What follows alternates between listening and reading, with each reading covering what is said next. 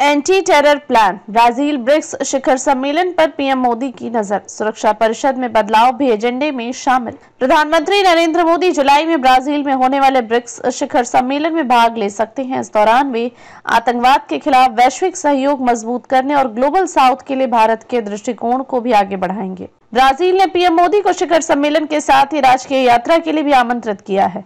अगर पीएम इस सम्मेलन में भाग लेते हैं तो उन्हें चीन के राष्ट्रपति शी जिनपिंग के साथ ही इंडोनेशिया, ईरान, यूएई, सऊदी अरब और मिस्र जैसे ब्रिक्स सदस्य देशों के नेताओं से मिलने का मौका भी मिल सकता है।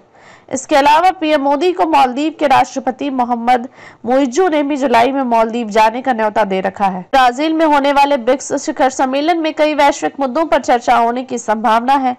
यहाँ संयुक्त राष्ट्र सुरक्षा परिषद यूएनएससी और जैसे महत्वपूर्ण संस्थाओं में सुधार पर चर्चा होने की संभावना भी बताई जा रही है। भारत ने इस वक्त आतंकवाद के खिलाफ अंतर्राष्ट्रीय मुहिम शुरू कर रखी है। ऐसे में अगर प्रधानमंत्री मोदी इस कार्यक्रम में हिस्सा लेते हैं तो भारत आतंकवाद विरोधी अपनी मुहिम को और धार दे सकता है। वर्तमान में ब्राजील के पास ब्रिक्स की अध्यक्षता है। इसके साथ ही भारत ग्लोबल साउथ के सहयोग को मजबूत करने और अधिक समावेशी और टिकाऊ प्रणाली को बढ़ावा देने का ध्यान केंद्रित करेगा। शिखर सम्मेलन में वैश्विक स्वास्थ्य सहयोग, व्यापार और निवेश, जलवायु परिवर्तन, आर्टिफिशियल इंटेलिजेंस, एआई, गवर्नेंस और बहुपक्षीय शांति और सुरक्षा जैसे महत्वपूर्ण मुद्दों पर भी बात होगी। ब्रिक्स शिखर सम्मेलन से पहले लोकसभा अध्यक्ष ओम बिरला 3 से 5 जून तक ब्रासीलिया में ब्रिक्स संसदीय मंच में एक भारतीय संसदीय प्रतिनिधिमंडल का नेतृत्व कर रहे हैं। संयुक्त राष्ट्र सुरक्षा परिषद में दशकों से भारत की स्थायी सदस्यता की दावेदारी है।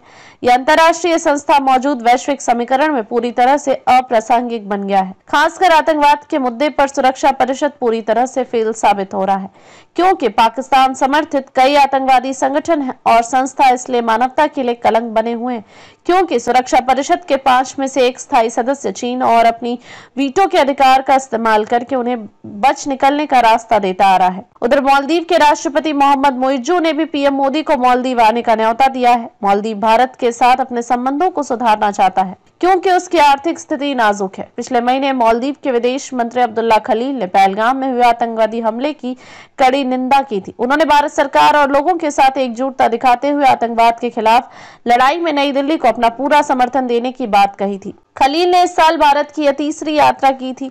विदेश मंत्री एस जयशंकर के साथ बैठक में खलील ने अपने विचार साझा किए। उन्होंने भारत मालदीव उच्च स्तरीय कोर ग्रुप HLCG की दूसरी बैठक में मालदीव का नेतृत्व भी किया। इस बैठक में Bharat Maldives vision document on comprehensive economic and maritime security partnership के कार्यान्वयन में हुई प्रगति की समीक्षा की गई।